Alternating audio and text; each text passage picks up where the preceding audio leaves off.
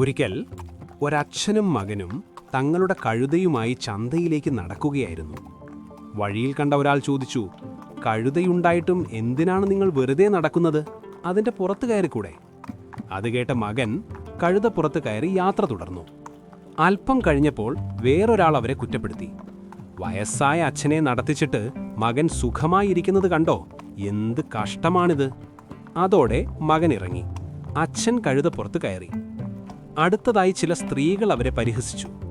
ആ പിതാവിൻ്റെ ക്രൂരത നോക്കൂ, ചെറിയ കുട്ടിയെ നടത്തിക്കുന്നു. അത് കേട്ടതോടെ രണ്ടുപേരും കൂടി കഴുതപ്പുറത്ത് കയറി യാത്രയായി.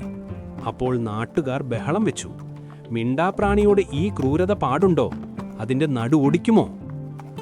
ആരെയും തൃപ്തിപ്പെടുത്താൻ കഴിയാതെ ഒടുവിൽ അവർ കഴുതയെ ഒരു മുളന്തണ്ടിൽ കെട്ടി ചുമന്നുകൊണ്ടുപോകാൻ തീരുമാനിച്ചു.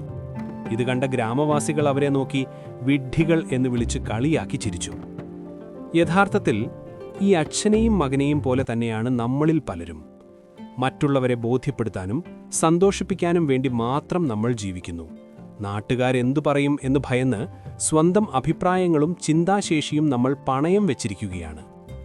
മറ്റുള്ളവരുടെ വാക്കിനനുസരിച്ച് മാത്രം ജീവിക്കുന്ന നമുക്ക് സ്വന്തമായി ഒരു ശബ്ദമില്ലാതായിരിക്കുന്നു. ഈ അവസ്ഥയിൽ നിന്ന് മാറി പൂർണ്ണ സ്വാതന്ത്ര്യത്തോടെ ജീവിക്കാൻ നിങ്ങൾ ആഗ്രഹിക്കുന്നുണ്ടോ? എങ്കിൽ